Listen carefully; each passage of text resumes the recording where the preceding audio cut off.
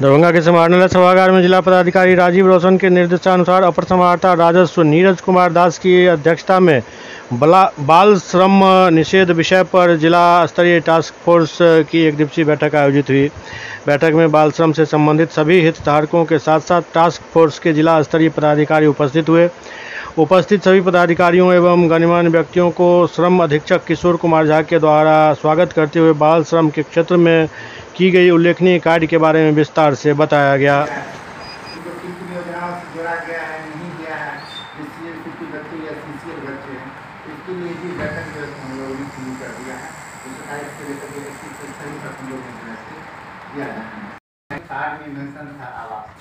तो वो चीज़ें पता लगा के आवाज़ थी तो उनको तो लाभ योजना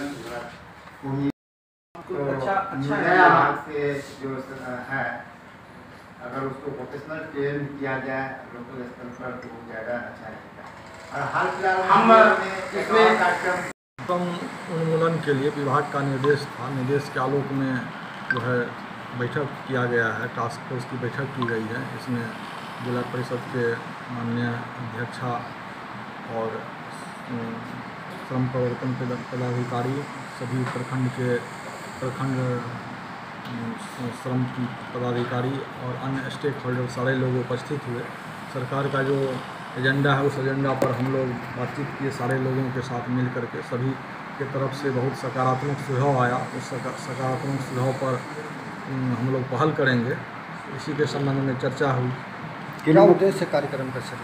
उद्देश्य है कि बाल श्रम नहीं हो और बाल श्रम के बाद जो बच्चे रेस्क्यू में आते हैं उसका रिहेबिलिटेशन हो और उसका रिहेबिलिटेशन कितने अच्छे ढंग से हम लोग कर सकते हैं। मेन रिहेबिलिटेशन पर हम लोग आज जोर दिए कि उसका सर ये तो देखा जाता है हर पदाधिकारी के घर में बाल श्रम होते हैं, उस पर में किस तरह की कार्रवाई की जाएगी? हम लोग को जब भी संज्ञान आता है जिसके माध्यम से, चाहे मीडिया के ही माध्यम से, आप लोग के ही माध्यम से, अन्य या किसी भी तरह से आता है तो हम लोग का ऑलरेडी उसके लिए टीम गठित है। कौन कौन लोग क्या करेंगे सबकी जिम्मेदारी तय है। सारे लोग जाते हैं और उसका जो नियम संगत कार्रवाई है वो किया जाता है। आपका सुनाम? नीरज कुमार दास, अपर समाहर्ता। Thank you. तो पढ़ाना है सर। पढ़ाने के बाद हमको मानना चाहती हूँ सर, जो बच्चा स्कूल जाना पढ़ने के लिए सर उन पर गाइडिंग नहीं होता है, शिक्षक सबको गाइडिंग नहीं। और जो प्राइवेट स्कूल में जो बच्चा पढ़ने के लिए जाता है तो उसको 6 महीना चाहे 4 महीना पर उनको सब कुछ ABCD सब। और जो विद्यालय में जो सरकारी विद्यालय में पढ़ाया जाता है सर उनका साल भर 2 साल से कुछ नहीं होता। फिर भी सर बच्चे समय पर भी नहीं पहुँचता है, भी नहीं पहुँचता है सर। तो एक बार में भी नहीं यहाँ शिक्षक बोलता है जा करके गार्जियन के कि हाँ आपका बच्चा क्यों नहीं पहुँचता है पढ़ने के लिए। वही जो सर बोला जो जो प्राइवेट स्कूल में जब नहीं पहुँचता है तो उनको कॉल किया जाता है, मैसेज करता है कि भाई आपको बच्चा नहीं आता है पढ़ने के लिए। और सरकारी विद्यालय में नहीं जाता तो कोई खोलने के लिए नहीं आता है सर। इसको गाइडिंग सर कौन करेगा?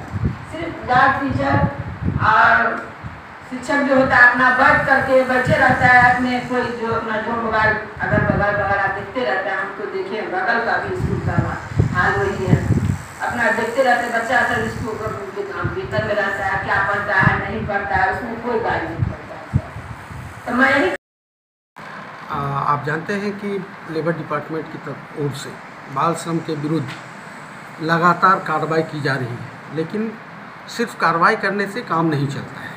वो गरीब का बच्चा होता है, उसके परिवार जो विमुक्ति के पश्चात उसका पुनर्वासन बहुत ज़रूरी होता है। इसलिए स्टेट एक्शन प्लान के अंतर्गत हम लोग आज विभिन्न विभाग के पदाधिकारी लोग बैठे हैं और जितना विमुक्त बाल श्रमिक हैं उसके परिवार के लिए और बेहतर ढंग से हम लोग कैसे काम करें ताकि वो तेज़ी से और जल्द से जल्द उस परिवार का पुनर्वासन किया जा सके। इसी के लिए ये बैठक। क्या निर्देश दिए हैं सर आज? निर्देश नहीं, ये एक तरह का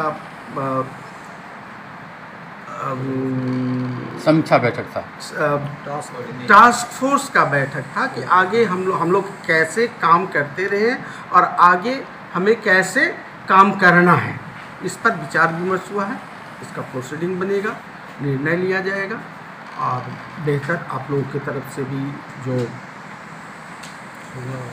सुझाव आता रहा है उस सबको समेकित कर हम लोग एक बेहतर समाज, बाल श्रम मुक्त समाज के निर्माण हेतु अग्रसर हो रहे हैं। बाल श्रम को लेकर जो समस्या उत्पन्न हो रही आती है, तो क्या इसका समाधान किस तरह से होगा? कहीं न कहीं इसको तेज गति से समस्या आप जानते हैं कि ये तो सामाजिक कुरीति है ही, और इसीलिए ये अभियान है। तो हम लोग लगातार प्रयासरत हैं कि ये समस्या जल्द से जल्द मिट जाए।